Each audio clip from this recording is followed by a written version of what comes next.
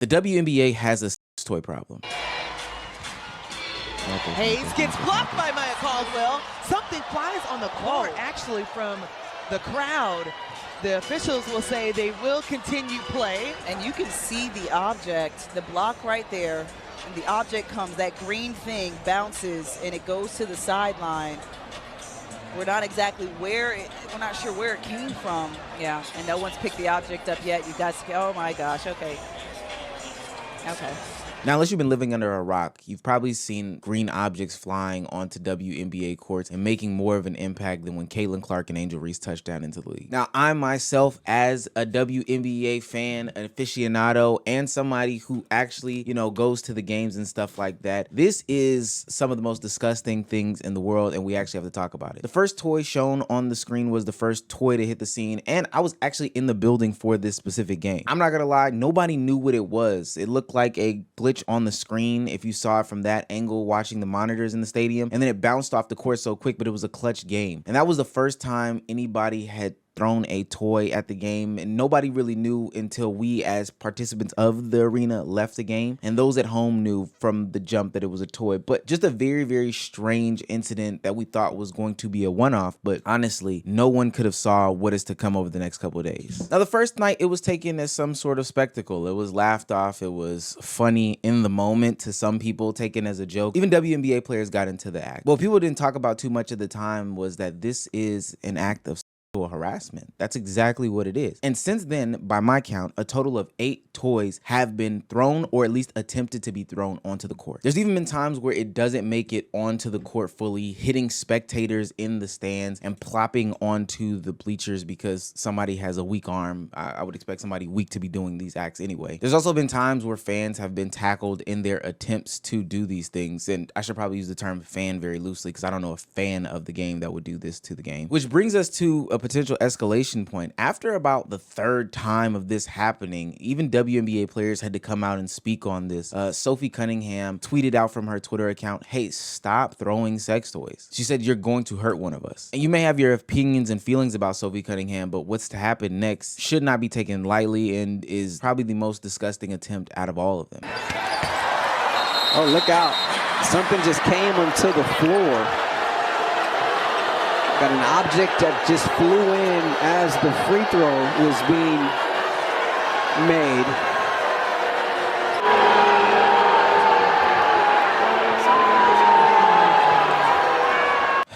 That is right. The player that tweeted out, "Stop throwing these things on the court," actually got hit with one of these things being thrown on the court the literal next day. Now, that person ultimately did get arrested and charged with disorderly conduct and assault, which he definitely should have. Caden Lopez, age 18. And I'm going to show his ugly fucking face here because what he's doing is actually disgusting as hell. But so far, for every other situation that I've heard about where sex toys have been thrown on the floor, nobody has been taken into custody. Hell, even when it happened at the game that I was at, I can remember people rushing into the crowd, but nobody finding them whatsoever. And it's crazy because the crowd and arena for the WNBA team that I do support is a very, very small crowd. But I guess maybe because we were part of the moment of being in a clutch game that we desperately needed a win in, which we caught an L. People weren't necessarily looking to the crowd, but more so into the game. This has been turned into a spectacle that opens up deeper conversation as to how people feel about women's sports, women in general, these athletes, and many, many more things to be talked about. Now, just like everyone else on the internet, I've been covering the green dildos thrown on the court at the WNBA. And after the second incident, I received this email. August 2nd from a fake Proton email account says, "We're massive fans.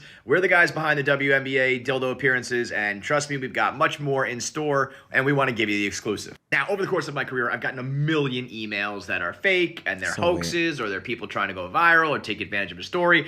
I saw this. It piqued my interest, but I just wrote back and said, this seems suspect. However, just a couple days later, Tuesday, August 5th, dead of night, 12:07 a.m., I get an email saying, "You need proof that we're the dildo guys? Keep an eye on WNBA games tonight and MLB games tomorrow." And what happened that very night in the WNBA? Boom, a third dildo hits the court as Sophie Cunningham got sniped by the Green Dildo Bandits. And then today, August 6th, just like the email said, mere hours ago, I check around the league, Major League Baseball games, and what do I see? A green dildo at the Miami Marlins game. So as you could have expected, this thing has been propped up by some losers on the internet trying to make some sort of spectacle out of every situation, a very disrespectful one at that. And now they are going around championing and feeling themselves because they haven't been caught. It's crazy because I don't know who the guys are behind this, but the people that they're having perpetrate these acts are also a part of this loser community. It's strange how they've been able to galvanize these people across the internet, but boy, oh boy, anything for 2 seconds of fame and continued lack of pussy for the rest of your life. And so it turned out that the writer of this email was, in fact, the mastermind behind the green dildo movement. And so tomorrow on my podcast, KFC Radio, you can get a full interview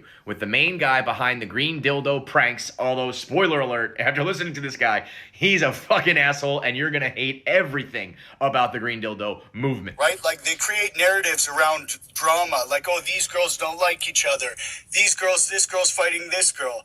It's less about the actual game and what's happening and more about the chaos within the sport, right? Right. Like, if you look at what we've done, we've brought more attention to the WNBA than $100 million marketing campaign. Yeah, but bro, everything you just described is what you're doing. You're not bringing attention to the WNBA like their sport. You're bringing attention because you're throwing dicks at them. The Green Dildo guys have convinced themselves that they are part of a revolution, that they are revolutionizing internet comedy and the financial world of crypto coins, all because they've been running around town throwing dicks at people. It was one of the more delusional conversations I've ever had in my life. Like, in their minds, they think this is Fight Club. They're like V for Vendetta.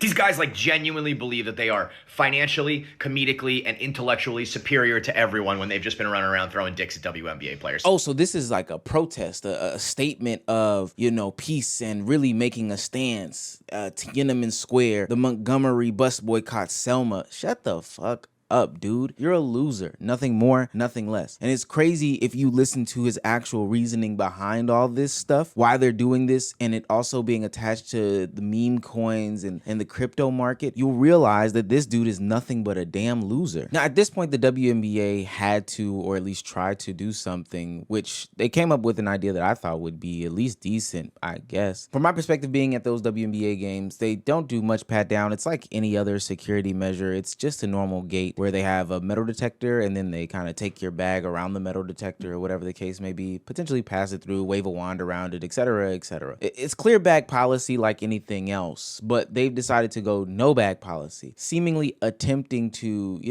subdue anybody trying to sneak in anything. If you have a hoodie, they're going to take your hoodie anyway, take your jacket off, feel up your jacket, whatever the case may be. And that was supposed to be, at least what I thought, a good way to stop this situation from happening until last night. Things start in the third quarter. This guy had 3 quick turnovers.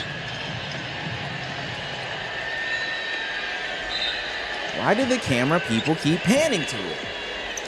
Chicago started this game so strong. They threw a dildo! No way, bro. That's right. Last night, not 1, but 2 sex toys were thrown onto the court. I don't know how they got it in, but if they took it in the backside, that's a little bit commendable. You're probably asking yourself, this time it was purple instead of green, the one that made it to the court. Well, that's because Polymarket, the betting gambling site, has put in, prop bets for all the different colors of meats that can touch the court in a WNBA game. Now, I do see many of people coming down on the WNBA and saying, yo, they are not cracking down hard enough on these situations at all. But to be honest with you, some things, I don't know which more you can do. They have a clear bag policy. They went to a no bag policy. They take a lot of security measures, everything besides doing strip searches and pat downs. I mean, if these guys are willing to jam it up their B-stars to bring it into the game, at that point, I don't know. But they're even getting rid of people who even threaten to bring a sex toy onto the court of a WNBA game. I went over to Fascinations today. Oh my God. And I'm thinking about going to the Phoenix Mercury game tonight. And I bought a dildo. I mean, I'm going to bring it to the game tonight. I don't know if I'm going to throw it because I don't want to go to jail.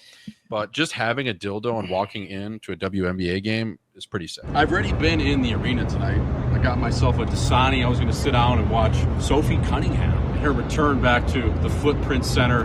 Unfortunately, I was, told to exit the building. Security came up to me and they said, you have a free upgrade to courtside. I go, what's going on here? You got to be pranking me. I get pulled outside of section 122 and they basically flagged me for making alleged threats to throw a dildo on the court. Now, listen, I respect the WNBA. I respect the craft of the game of basketball too much to do that. So I would never throw a dildo, number one, on the court.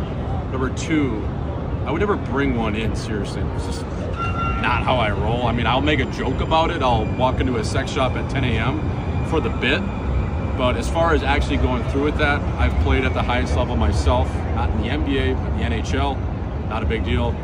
I respect the game too much to actually throw things at players, nor would that ever cross my mind, so. No shit, Sherlock. They should kick you out of the game. First and foremost, I'm concerned about you and your health, safety, and well-being because you have a canned Dasani water. What kind of idiot? Maybe you like lead in your water. I don't know, but double the lead, that's too much. That's crazy. But second of all, yeah, this is what it looks like when the WNBA starts taking things seriously. You can't get mad at it. You as a professional athlete on a podcast should not be playing victim here in this situation. That's very palm-colored of you. You should know better. If you quote-unquote respected the game, that's not even something that you should be taking as a joke. This is actual harassment. People are actually getting hit with this. This is actual assault. When I saw the first green dildo be thrown on the court, my first reaction, I was like a lot of the public, that it was kind of funny a little bit, only because it was just so shocking and unexpected. When a second green dildo was thrown at the court during a WNBA game, I didn't find it funny at all. I didn't like it at all. Oh, wow. The first one shouldn't have been funny, but, you know, we're here now. That's the problem with today's internet climate. I saw a tweet on Twitter. In an attempt for people to be right, chase engagement, clicks, likes, and views, people rushed to this situation after the first game and made it funny, made it memeable, made it laughable, talked about it. Even the way that the camera work was done at the WNBA game, showing the sex toy on the screen, made it something to be a spectacle of. But it's not funny. It never was funny. It should have never been taken funny, and it shouldn't have been amplified to this extent. In Arena, the people that were working the event did not think it was funny at all. They were actually fuming like hell. But now, because it's been made the meme of the week, hell, the meme of the month at this point, it's allowed copycat offenders and other bad actors to blow it to the proportion where, like I said, there's prop betting websites that are taking serious money lines on what the next color is, when it'll be thrown, who it'll hit, etc., etc. Obviously, you guys know what the object is, and I just want to comment on, this has been going on for centuries, the sexualization of women. This is the latest version of that, and it's not funny. And it should not be the butt of jokes on any radio shows or in print or in any comments. The sexualization of women is what's used to hold women down, and this is no different. This is just its latest form, and we should write about it in that way. And these people that are doing this should be held accountable, and we're not the butt of the joke. They're the problem. There's been a couple of videos that I've been avoiding on my platform for a little while now because I fear for the potential of copycat viewers watching it, then going out into public and repeating the spectacle. I fear for the comment section that is going to be lighten up, this is funny, etc., etc., and I don't want to be a part of that. Although we do have a pretty good audience over here, I will say. There's been a bunch of incidents lately of women getting sexualized, sexually assaulted, and other things like that, and it's actually disgusting. Shouts out to 4D Shams, who put out a recent video, The Public Gooning Epidemic, which is a crazy title, but it's exactly what it is stating. People are actually ejaculating, men are ejaculating onto women in public. What's wrong with people? I don't know how else to say this, but this is just disgusting, harmful, and wrong. And I'm surprised there haven't been more super harsh stances and harsh criticisms coming from major figures in public mainstream society. Maybe they've been told to stay hush-hush about it because it'll bring more eyes to the spectacle of the action, but this is where I'm gonna have to hold people accountable. Hey, Adam Silver, hey, LeBron James, hey, Donald Trump, Patrick Mahomes, hey, whoever is a big major player out there, Steph Curry, whatever the case may be, this is the time to step up and speak about how despicable this sort of behavior is. The Stephen A. Smiths of the world, which I think Stephen A. Smith has spoke about it, so don't